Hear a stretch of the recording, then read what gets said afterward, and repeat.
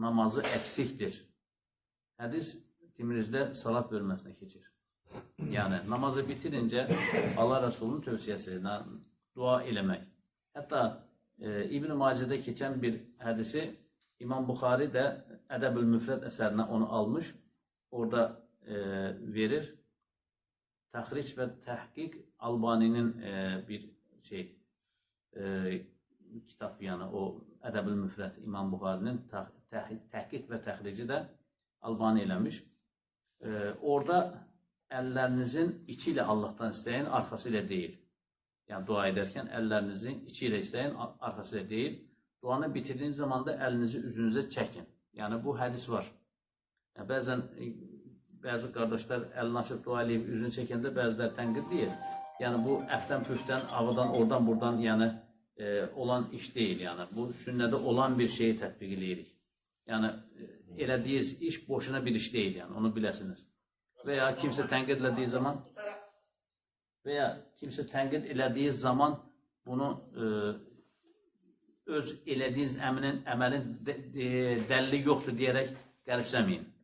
Telefonlarımızı səssiz qoyaq arkadaşlar. Mühim bir xatırlatma. Bəzi hədis-i şəriflərdə bir əməl zikr edilib, onu işləyənə böyük bir müjdə zikr edilir. Məsələn, o qulun günahlarının əff ediləcəyi və ya cənnətə girəcəyi müjdələnir. Bunlar sevindirici və müjdələyici xəbərlərdir. Lakin bu müjdələri bu şəkildə anlamaq doğru deyildir. Kişi həyatında Cenab-ı Haqqın əmirlərini yerinə gətirməsə də, yasaqlarını çeynəsə də, tapdalasa da, sadəcə bu əməli işləməklə oradakı müjdəyə kəsin olaraq nail olur. Xeyr, Cenab-ı Haqqa qulluq bir bütündür. Yəni Rəbbimiz bütün təlimatlarına riayət etməyimizi əmr etmişdir. Şəriəti həyatımızın tamamında yaşamağımızı arzu etməkdədir. Yəni Hristiyanların düşündüyü kimi bizi Allah məsciddə görürkən adı deyil, eli deyil. Hristiyanlar Allah kilsədə bizi görürkən adı elə düşünməyəcək. Yəni məscidə gələndə müsəlman çıxandan sonra aklımıza gələn eləyib qeyri-müsəlman davranışların eli deyil yəni. Yəni İslam bir bütündür. Məsciddə də olduğun kimi evdə də, ticarətdə də, iş həyatında da, yolda da. Yəni Rəbbimizin bütün təlimatlarına riayət etməyimiz əmr etmişdir. Şəriəti həyatımızın tamamında yaşamağımızı arzu etməkdədir. Qul, Quran və sünnənin bütün təlimatlarına son nəfəsə qədər riayət etməlidir. İşlədiyi salih əməllərin qəbulu üçün də ilticaya davam etməlidir, yalvarmağa davam etməlidir.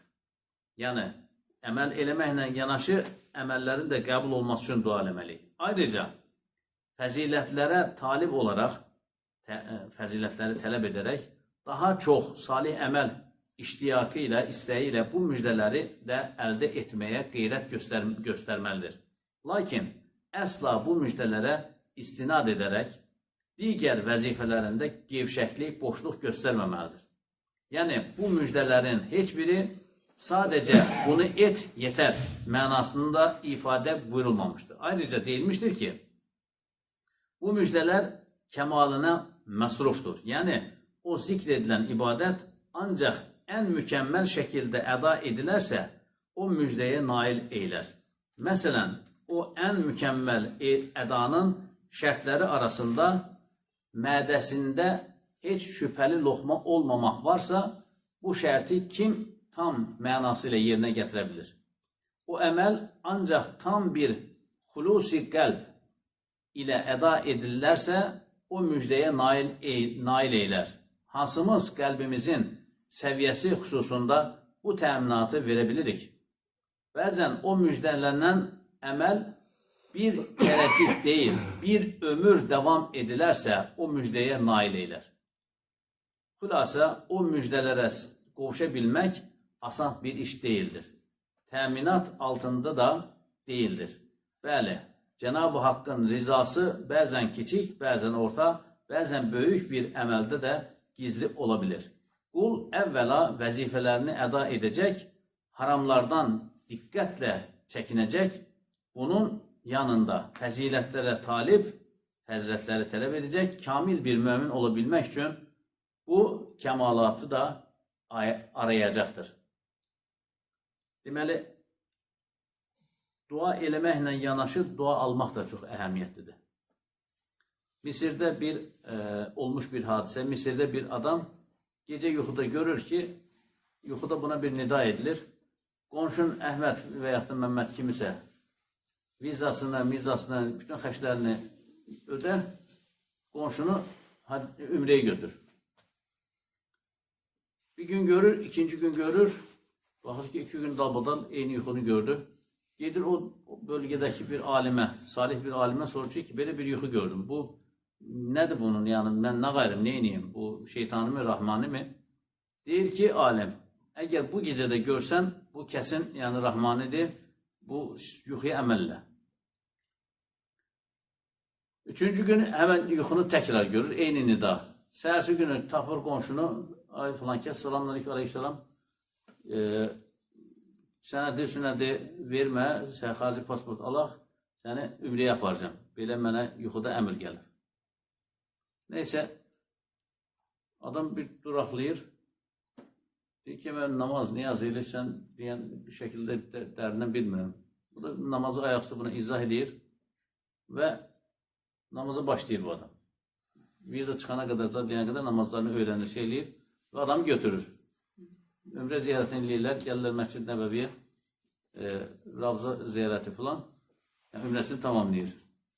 Oturur, namaz qılan əsnada səcdədə vəfat eləyir, namazda, həmən bu qonşu. Nəysə, zəng eləyir, oradan bilirsiniz, orada vəfat eləyirlər, orada dəfn eləyirlər. Xanımdan soruşur ki, bu nə sirdir da, yəni, mən yuxuda bilindi da gəldi, filan elədi, feşman elədi, amma bu adam burada vəfat elədi da. Bir çoxlarımızın arzusu da orada vəfat olmaq. Yəni, canın, ruhunu təslim eləmək. Deyir ki, ərim bəs qonşuda bir yaşlı, xəstə bir adam var idi, onun xidmətində dururdu. O da dua eləyirdi ki, Allah sənin axır aqibəti xeyir eləsin. Yəni, sonu xeyir ilə tamamlasın. Həqiqətən sonu da xeyirlə tamamlandı. Yəni, dua eləməklə yanaşı dua almaq da şərtdir. Yəni, dua eləyəcək, amma dua almaq da önəmlidir. Yəni. O da xidmətdən keçir, yəni. İnsanlara xidmət eləməklə.